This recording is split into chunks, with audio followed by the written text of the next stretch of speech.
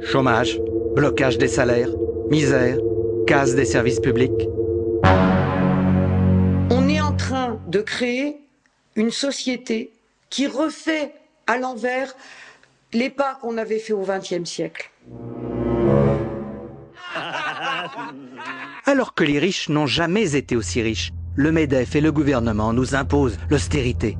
C'est que l'appétit des capitalistes, leur soif de profit sont sans limite. Le MEDEF en demande toujours plus et le gouvernement satisfait une à une toutes ces exigences. Ils ne reculeront pas sans la mobilisation des salariés, des chômeurs, des retraités.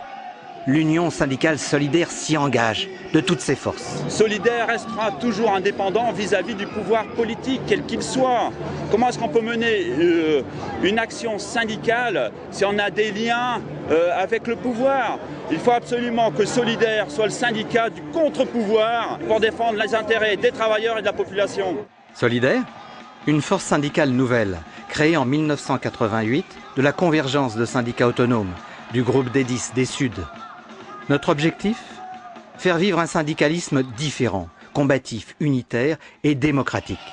L'Union syndicale solidaire compte maintenant plus de 100 000 adhérents et pèse dans de nombreux secteurs. Je pense que c'est le syndicat qui me représente le plus parce que c'est celui qui est le moins bridé.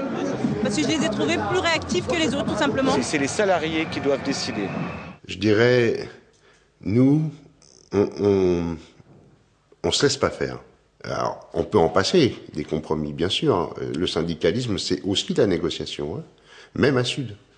Mais avant tout, on est là pour défendre les gens.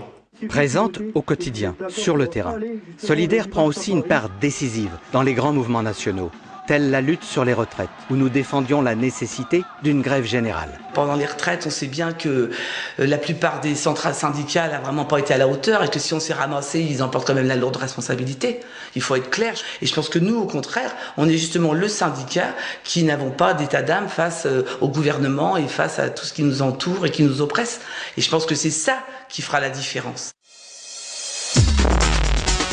Le syndicat, à notre sens, c'est un outil à disposition des salariés et c'est aux salariés de s'en emparer pour faire aboutir leurs revendications. La valeur fondamentale, c'est la démocratie, c'est-à-dire que chaque décision doit être portée par l'adhérent. Donc la parole de chacun va être considérée de la même manière qu'on ait 20 ans d'ancienneté dans le métier ou 2. Quelle que soit la taille du syndicat, il peut s'exprimer au même titre que les autres.